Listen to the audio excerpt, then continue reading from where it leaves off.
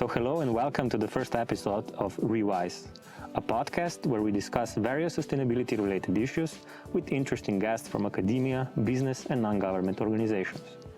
reWISE is a part of international research project ISSUE, which works on developing innovative solutions in sustainability and education. Throughout the first season, you will hear us focus on the United Nations Sustainable Development Goals, or SDGs for short. For those of you who are not yet familiar with the SDGs, they were developed by the United Nations as sort of a blueprint to achieve a better and more sustainable future for us all. They address the global challenges we face, such as poverty, inequality, climate change, environmental degradation, peace, and justice. In our first episode, we are joined by Irena Fonda, the manager of the Fonda fish farms owned by the Fonda family. Irena holds a PhD in molecular biology and has received numerous awards for her research achievements. When the Fonda family fish farm was established, Irena joined her father and brother due to her affiliation with the sea. She manages the company and is at the same time working on international research projects in the area of marine biology. Irena, welcome to our podcast. Thank you for the invitation.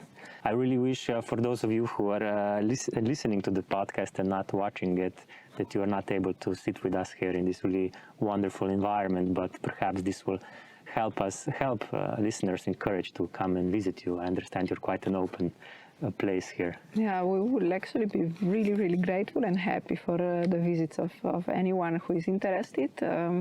It's a service that we offer. It's actually educational visits. It's in a way a sort of a didactic farm where we try to explain how we work, but also what is important and about the sea in general and food production. So it's an interesting visit to do, and it actually was selected as one of the unique experiences in Slovenia from our national tourist board. So people like it, and this is really good for us. Yeah, seeing a couple of glimpses of it, I can definitely agree with what you said. It's really an honor to have such an interesting guest in our first episode. As people might have guessed, today we will be talking about the SDG 14, or life underwater. So let's start at the beginning. Irena, even good superheroes need a great origin story. What is yours? So what is your history that is now your inspiration? Yeah, this is now, being a superhero, this is quite a good thing. Actually, my superhero was my dad, and it's still also my brother. So I'm not really, I don't see myself as one. But the origin was really, it was a love story. And you often see or hear people speak about, their project as, this is just about passion and everything. But here it was really about passion.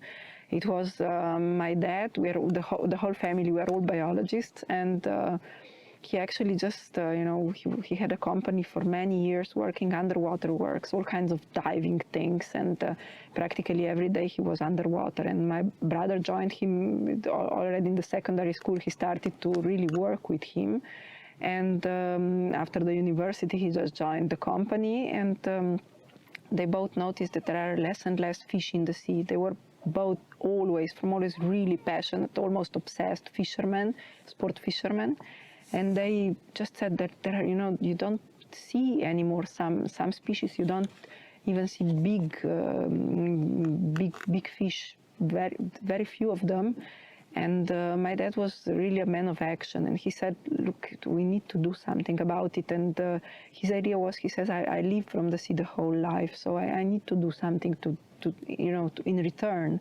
And the original idea was to make a sort of a small city or park underwater, in a sense, like artificial reef, and just to give space to fish where they could feel protected, have a space where they could reproduce, eat, do whatever they wanted. And this would be in a way a pool for other fish to just to reproduce.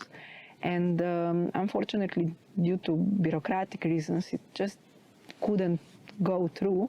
but after a while he said, look, let's make a fish farm, but let's make a different fish farm. And the idea was, let's make the best aquacultured fish in the world. And once I, repeated his sentence, and he said, no, you shouldn't say that. It just, sounds too.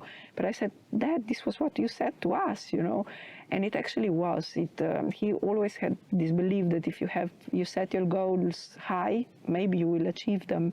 And if you set them low, it's the same thing. So our goals were high, and they're still high. And the idea was really to make a fish farm which, would influence the nature in a really nice way, but where we would also produce really good fish for us, so high quality. And we are not, we are a boutique, we are really a small farm, but it's still from the onset still the same, the same philosophy. And what we do is always everything by hand, no chemicals. Our fish grow for a longer time. There are less in the net, so it's quite hands full. So we're now sitting in a really, really idyllical location where you also have your fish farm, or fish garden as you sometimes call it. Why did you choose this location? I probably not because of the fantastic views. It's actually, there are many reasons, but one of those was that we are actually situated in a national reservoir, and here we are practically in the embrace of our salt pans.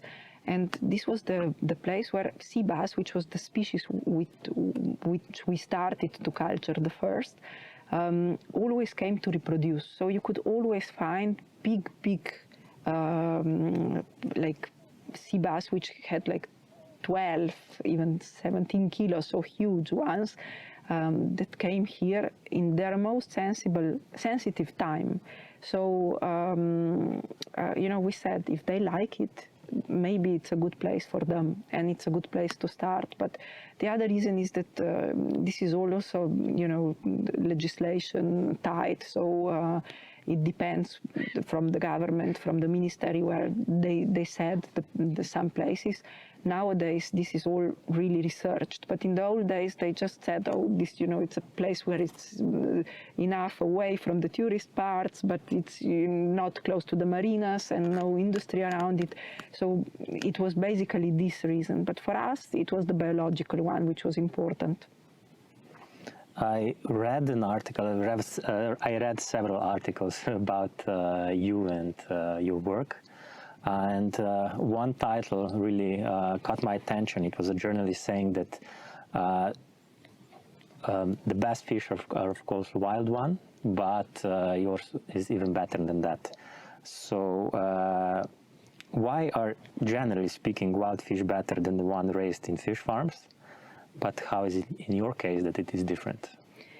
So it's, I almost never generalize in this way, but it's, I often explain this with it's a very simple chart. Actually, now I will draw it on the air, but if you think about quality in, the epsilon, let's say, direction, and then you have the X1, which is, let's say, time, or if you look at the different fish, in the wild fish you don't have any control over it. So it can be really perfect fish, which is 100% good, or the next time it can be 20% or even less, and then it can go up and down and up and down, and we never know what we have, because from the outside fish look very, very alike, but if you look in the farm, you can have, if you have a very good farm, you can have really, really high quality, and it's always quite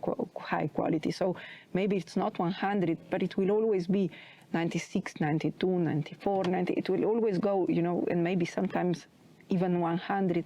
And then if you have a bad farm, you will have always 20, 30, and it will be always there. But you know what to expect. So, if you have something which is, let's say, a chef who is making really, really great effort to make a special plate, and then in one moment, he gets a fish that has taste of mud, and the other one is really great. So it's maybe better to have some constants in that. But the other thing is also that many things in a farm can be controlled, like feed, and many pollutants, they come in the fish meat through the feed, so through the eating chain.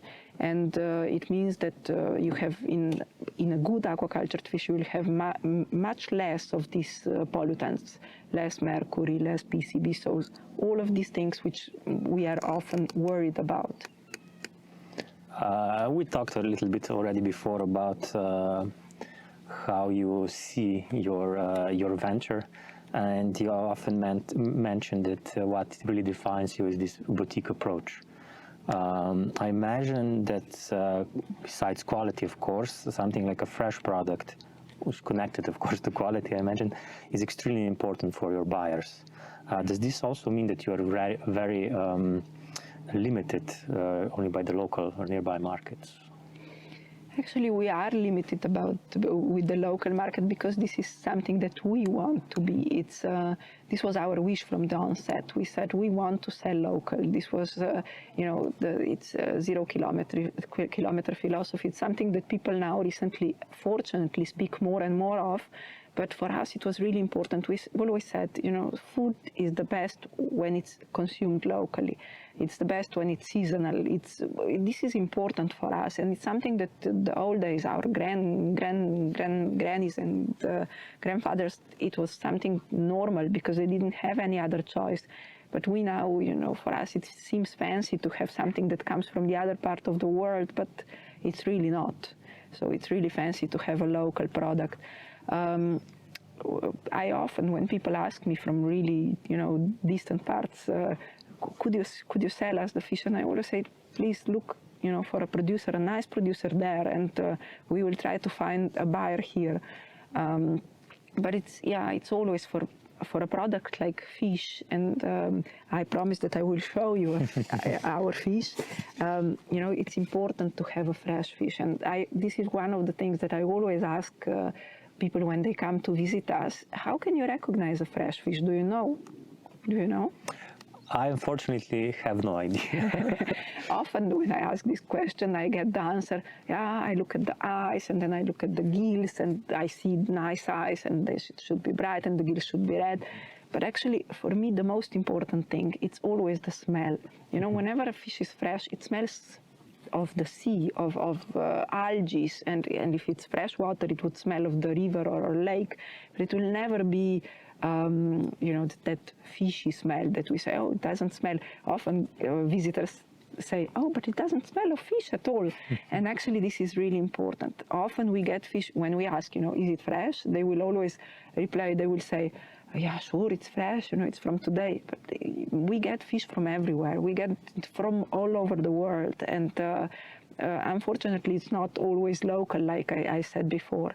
And I just wanted to show you something that just to realize how a fresh fish looks. When you have a really fresh fish, it will be completely stiff, it's hard like this. It's not a frozen fish, it's a fresh one, but it will have, the meat will be so compact that it will stay like this. It's, like a board.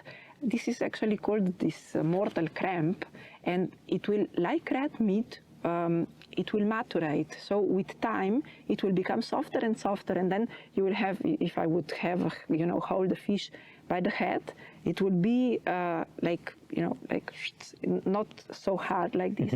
And this was actually caught 2 days ago, so it's still hard like this. So it's something that it's difficult to find in the fish store, but what you can always find is the smell. So if you smell it, I would still, give it to smell. Maybe you can smell. It has a smell of fish, but this is a fresh fish, so almost nothing different.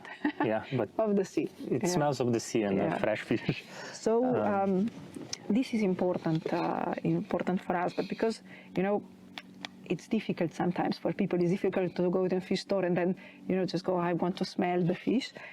We put the tag on each fish, and we also put the date on, so it's easier for the people. But I always say, when you buy, go there, ask, is it fresh? They would naturally say yes, but smell it. At the end, when you have it in your bag, smell it, and if it doesn't smell nice, take it back and say, look, be nice, but say it's not for me. You know, I would rather have different fish, and we will all have better quality then. Yeah. This is really interesting. I mean, I'm as far of an expert as I can be, but looking at that fish when you said it's basically stiff. For me, naturally, this will be a sign that it's not fresh. Yeah, but this is, you know, it's a very funny thing. When we started to sell our fish, in the beginning, people said, oh, you can immediately see that this is an aquaculture fish. It's like plastic, you know, it's like hard. And I couldn't understand, what do they mean? How plastic, you know? And then I understood that they actually never saw a fresh fish.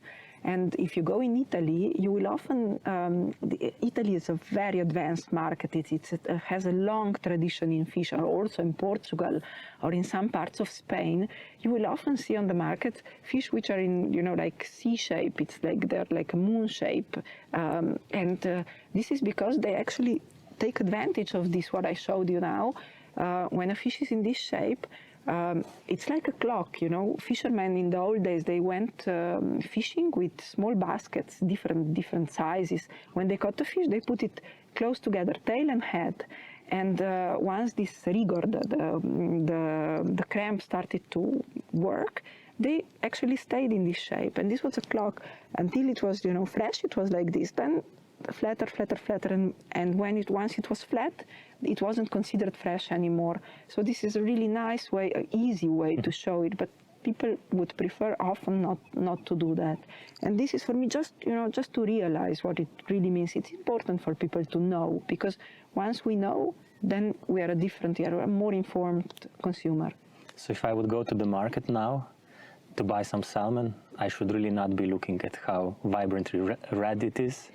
No. Try maybe to smell it and put off the wrapper. The color, it's actually completely irrelevant in this case, because often, you know, to conserve the red color, often people use antioxidants, different kinds of colorants, and this is really bad. You know, we often prefer to buy a like really nice red pinky tuna instead of a little bit brownish one, because we say, oh, this one looks ugly, but actually it normally says that this one wasn't treated with antioxidants, the other one was, because naturally a meat would always get a little bit, you know, brownish. It's also the same with vegetables and fruits. You cut an apple, after a while it becomes brown, and it's a normal thing. If it doesn't, it's a strange thing. So we're talking about supreme quality product, responsible production, great taste. So when you came to the market, I think something like 3 decades ago almost, did people go crazy about it? No. It was quite a challenge, because we were all, like I said, all biologists. And when we started to, the idea, everything was like just about enthusiasm. You know, like, wow, it's like this is working, that is working. And then we had to sell. And we thought, oh, people will immediately recognize quality. And what happened really was that nobody was interested in that. You know, they just saw fish and fish, and it was the same from the outside. So they didn't know that no chemicals were used. They didn't know that it was fed by hand. They didn't know that it, you know, for a fish like this, we need 4 to 5 years to grow them.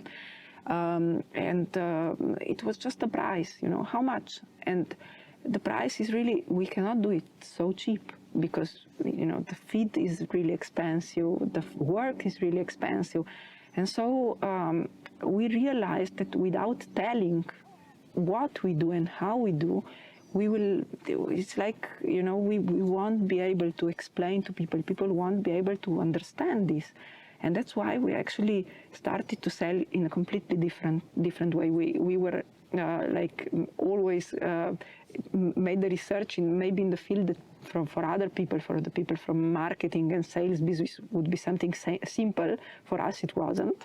But we realized that giving a name to our fish, maybe, you know, and making a brand and really telling a story about it, maybe people will be able to accept it in a different way. So what we did was we named it Fonda. Like we said, you know, it's real people behind it. It's our family name. And Piransibas, because we also wanted to value the terroir, maybe better said merroir, because it's from the sea, but it's a big difference from where it comes. You know, the place where it's produced, it's really important. It is part of the quality. So the Adriatic Sea was always considered to be one of the best places for the quality of fish. And the more northern you go, the better it was. And so we are the most northern farm in the Adriatic, so it had to be mentioned. And we said Fonda, Piranesi Bass because of that. And then now also Sibrim, Piranesi Brim. I remember going through your website and looking at how I see your brand, the fish that you have now shown. I must admit I'm a vegetarian, don't eat fish, but this almost made me change my mind. How important is this brand for you, and what is the most important thing for you that you want to communicate with it? Actually, the most important thing that we succeeded in a way in all these years of our work was, our fish became the first aquacultured fish in the world that actually people started to sell it in restaurants with the name on the menu. And this wasn't, just a fish anymore, but it was Fonda fish. And why is this important? When you think about it, you go in a nice restaurant, you will always have, wine list, and then you will have a food list. And the wine list tells you everything about where the wine comes from. It tells you who is the producer, it tells you how old it is, what's the grape inside. You get a lot of information, and then a waiter comes who is a very informed waiter, and he's called a sommelier, and he explains more about it, and we take the glass and then think about it and speak about it. So we are all excited, And when you take the food list, it's so few information. It doesn't tell you who is the producer. It doesn't tell you where it comes from. Sometimes they say Argentinian beef. Try tell this to a wine lover, it's Italian wine. They would say, okay, Italian, but, from whom? So this is important, to tell from where. It's a single origin. So who is behind it? Because we all have our different stories. So this is my passion, why the brand is important. Because I think it's, one time a friend of mine said, oh, it's really funny, I never thought about food in this way, like you speak about fish in such a passion, And I said, yeah, but it's, without food we cannot live. And he said, it's really funny because, without wine I can, okay, it's not a nice life, but I can live, But he said, without food I can't live. So it's really important for me and for my body. And this was something that also made me think about it. But this is what, our brand is, it made, especially because if you think about aquaculture, you said before that aquaculture has a negative, hearing about it, and actually thinking that somebody put an aquacultured fish with the name on the menu was something really special. So this is something that whenever I see it in the restaurant, I'm really happy. And it's like I feel that we did a small change.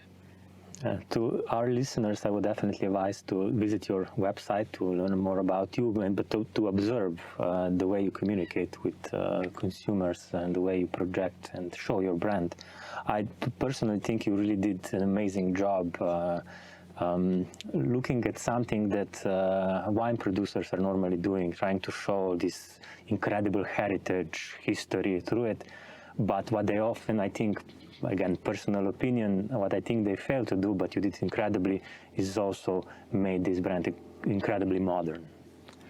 And in a way very old. In a way very old. It's actually, our brand is based on old photos of my family. So all the people that you see everywhere on our vans and on all the material that we have, they're my grandmother and great-great-great-grandmother and so on. So it's really, in a way, it's meant to give you assurance, But it was modern because it was a modern topic.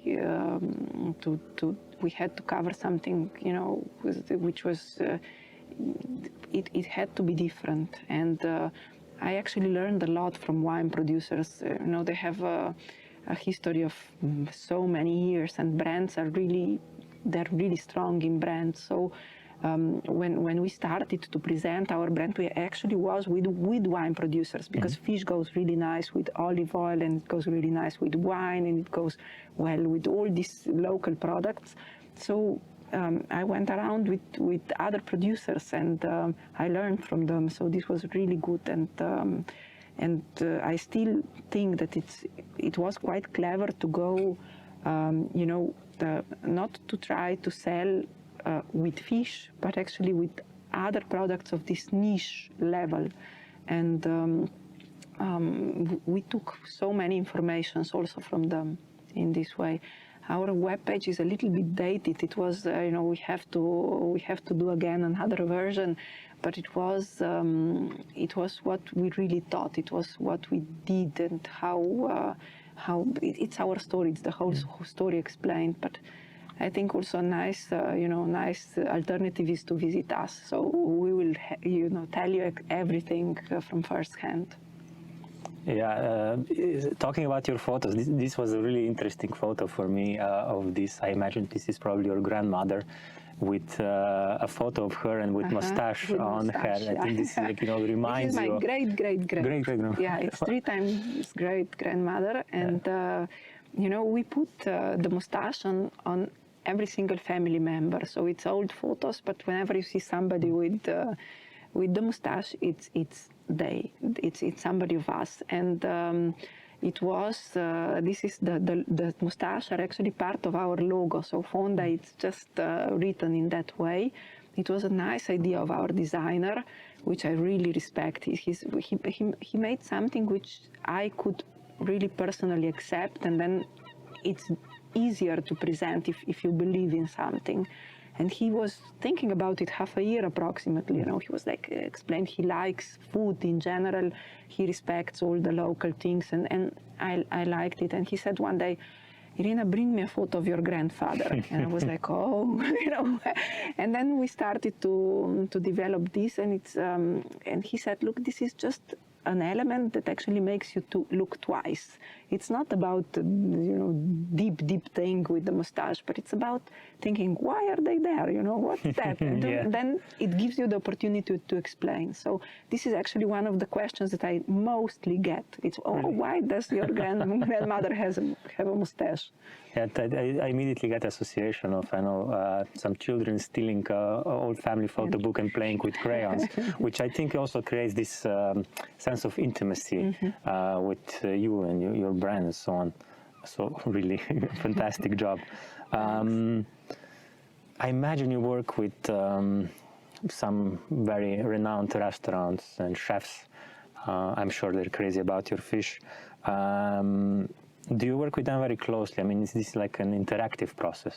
Yes, it is. It always is, because for us, our fish are important. Often people would say, "Oh, you have your fish and you speak so well about them, and then you kill them." This is.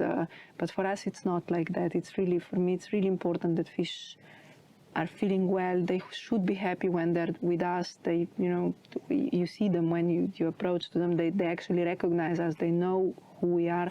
But we also want, I always say it's important for me in the farm, but also then to respect the fish when we eat it, when we prepare it, when we eat it, how we treat it, and it has to go to the end, because if somebody doesn't prepare it well, then we didn't do our job well.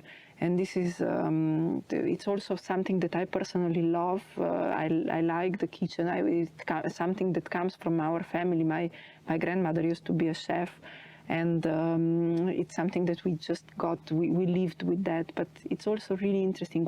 All our customers, they're in a way artists. They really make special things, and it's so interesting to see. It's interesting to see their interpretations, and it's also very good to try, to eat. So this is, but yeah, for us it's important. So we are trying to have this, in a way, friends relationship.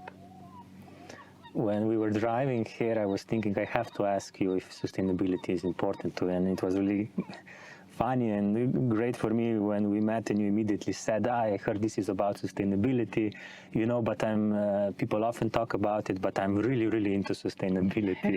So why? Why so?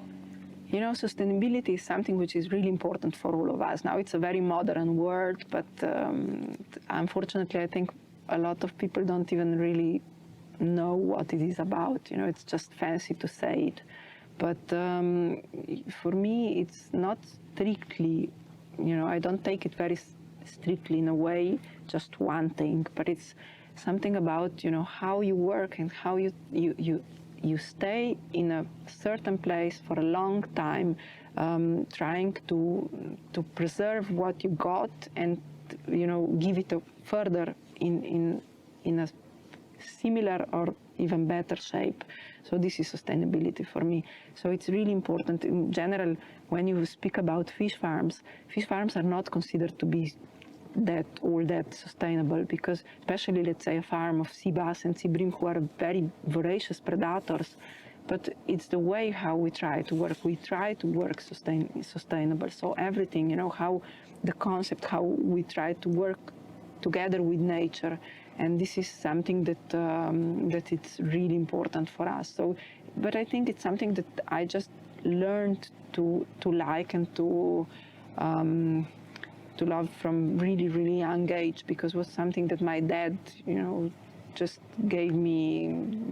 That's why I became a biologist, I think. When I was young and my brother was young, we were both always just, interested in all the things that our dad showed us. Do you think trying to be sustainable, is it something that impedes your business or makes your life much harder? Or is it primarily an advantage? From a business point of view, it's not an advantage. It's a thing which is really actually difficult, because everything it's more difficult to do in this way. But from a personal point of view, which is again a business point of view, because without that, it wouldn't be our business. It's very important to us. So without that, I wouldn't do this. So so it's important. I cannot. Our business wouldn't go on without it. But this is because it's so important, so intrinsic. But naturally, if you think, I always compare, if you think about a big producer, you have to do some things, so it's economically, just like you cannot go through if you don't make them. But they're not good for nature, they're not good for people, they're not good for the animals. And then you compare a small farmer, but it's not necessarily always the size, it's just also the philosophy. But even, let's say, a big farmer would use all kinds of chemicals just because it's impossible, practically, physically impossible, let's say, to pull out every single, grass or I don't know, take away all the pests and everything. But then a small one would actually do that. He would go in his garden and every day he would take out all the things that shouldn't be there in a way, and he will tend to his small garden in a different way. And this is very similar here. We are a small farm, and we do everything by hand, So we don't pull every single grass, but we actually clean our nets, and we do everything by hand. So no chemicals, but and it would be much easier to use the chemicals, but it wouldn't be what we want. You mentioned at the start of the conversation that your father had this idea of creating a really diverse underwater natural park where fish could come and live. It would create this completely new ecosystem. And for me, it creates this mental image of, a sunken boat that so a man-made object under the sea, but it's now completely overtaken by nature, creating this fascinating and rich and diverse ecosystem. In what kind of interaction are your fish farms with the sea? The interesting thing is that what my dad wanted to make this reef, artificial reef, when we couldn't go through with the idea, we said, let's make this farm. And when it was, we said, this farm should become, in the way how we will work, it should become something similar. And it actually did. It's now a center of new life. We saw before, just looking around, you see fish wherever you go in another place, you will never see something like that. There are so many different animals, so many different plants, algae growing in the farm, and it's really, really nice. So for us, it's really important. From the aquaculture point of view, it's maybe not the greatest thing, because you get a lot of maybe even predators, bigger fish. You get the possibility also of some illnesses to be transferred to our fish. But from the natural point of view, it's so nice, because you see wild fish practically almost going in our in our nets. They're quite happy to get some of the feed. They sometimes it falls out of the nets. But yeah, it's really a nice place. It's really nice to see underwater. It's really nice also on top of it. For me, it was really nice to hear the way you understand sustainability. So you see it as something that you do not achieve, but it's something that you keep on doing. So it's an ongoing process, a constant dialectical process. As a sort of maybe a more tough question, I suppose your fish farm still creates sort of a negative impact to the environment despite all your best efforts. Could you give us some examples, or perhaps if you can identify something that you would still like to improve in the future? Every single activity that people make actually have an impact on the environment. And in a sense, we always speak about people completely separate from others. We say, people, but we are also part of nature, in a way. Yeah, it's every single, even if you take one field, let's say of corn or whatever, it will have an impact, because it's not anymore the plants which were before there. It's something different. So our farm has an impact, which means it's different in a way. But under the water, when you look, when you see all the diversity, when you look abundance, it's so many animals and plants. So it means it's nice. It's really diverse. You don't just see one species. It's not something, but it always it makes also. It can be directly under the nets. You can see some necrosis of the surface, but also the poo of the fish. It will always fall down. But then wild fish come, the ones that are vegetarian in the way they come, and they clean everything. When you come in autumn, you will see everything clean. So it's just a new system, which is again interesting. When you get bigger in size and when you get more intense, because here we have really low quantities of fish in the nets, then it's different, because there is so much poo that even the wild fish cannot eat it, and oxygen is starting to lack and so on. So here it's just the system that it's holding this in a way in a balance. But it's still, it always will be. It's not, if you come, you say, here it should be just the sea, and now there are, this nets and structures. And also it can be that if our fish maybe escape from the nets, this can be an influence on the environment, and then you can slowly eventually lose some genotypes which are really important. Let's say the local wild fish can be maybe just gone because of that in the years, let's say. Or you can also have, it really depends if you start, it depends on a single situation, and also on the time of the year and everything. But here still I can say it's sort of harmony, let's call it. But it always will be an impact, And it's whatever business you look, whatever thing that we do, whatever a person makes, it's every single road, every single house, every single thing has an influence. every action forms a reaction. Yeah, it's always like that. So, but it always depends, how long and how much, and if you really destroy everything and then you have to move because of that, because everything is ruined, or if you actually can stay there for a long time and still preserve the, let's say, initial qualities of the environment. You're not only an entrepreneur, as we already mentioned, but you're also a microbiologist. Do you take at any point advantage of this unique knowledge that you have in raising fish? And on the other hand, do you take advantage of owning a fish farm as a scientist? Actually, it was really an interesting thing. I was half of my, let's say, career. I was a researcher. I worked in a lab. I was a lab rat, we can call it. And I was, it was very interesting. I loved that job, and it was something that I actually was passionate from young age. I was working on researching biological, like development of biological anti-cancer drugs. So it was something which I really liked.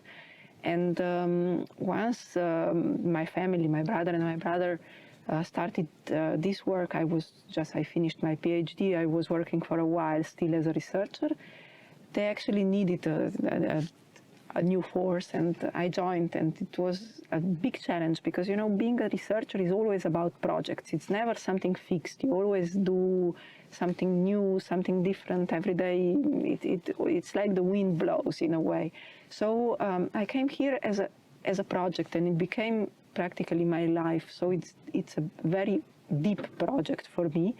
And naturally, all the knowledge that you have, it's not important. I said before, we were biologists and we didn't know about marketing and selling, but we knew about biology. And if you look at the molecular, let's say, level and the microbiological level, it helps a lot. You know a lot also about fish, and it's just a little bit different size, but it helps, and it's always, I never regret this, that I have like a different start. And it was also very good because it gave us different points of view in our family. My brother is really from always a marine biologist, and my father was also, and so my point of view was a little bit different, and this helped. It's always richer,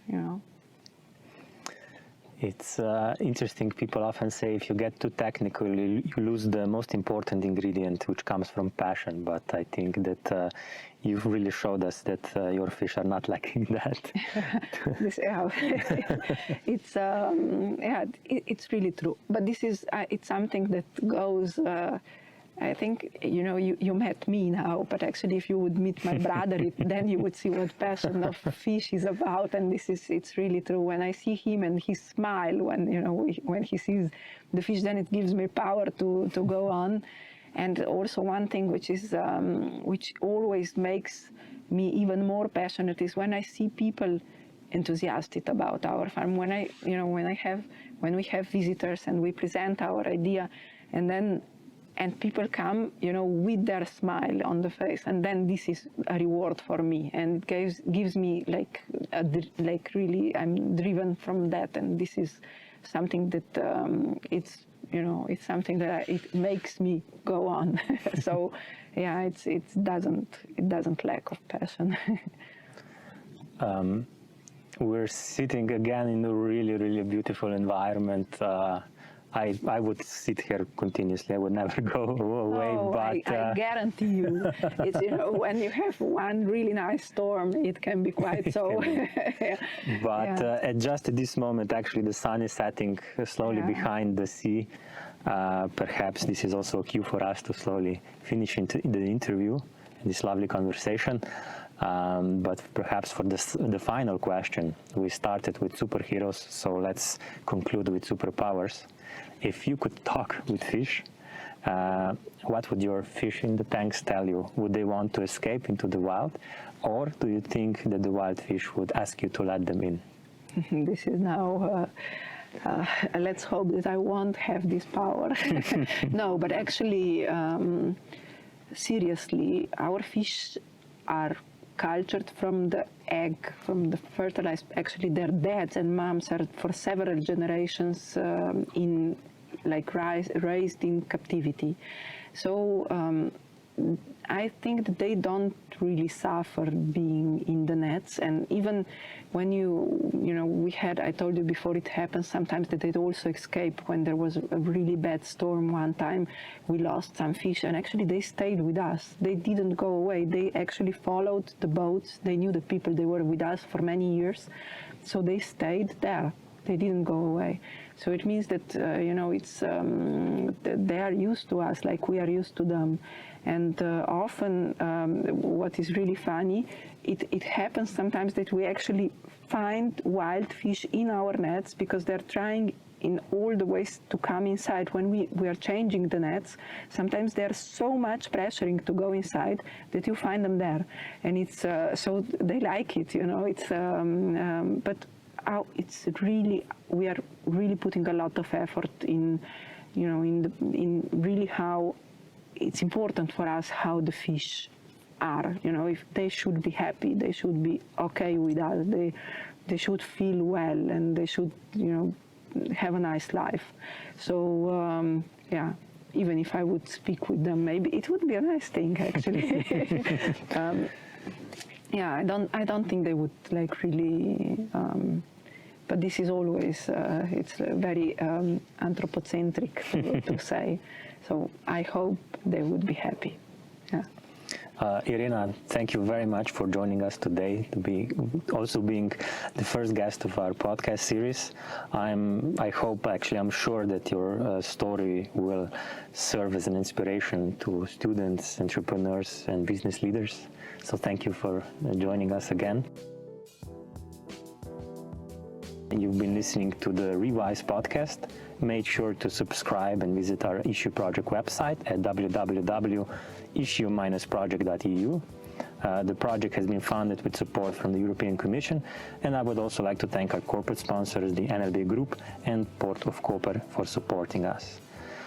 Tune in next time to learn why sustainability and SDGs are important and how we can work together to better our society and take care of the environment. And definitely, please take this advice and come and visit Irena, her family. Thank you very much. Thank you for the invitation, and really, it was a really nice pleasure to talk to you, and I hope to see you all with us. And I always finish all my talks with eat fish.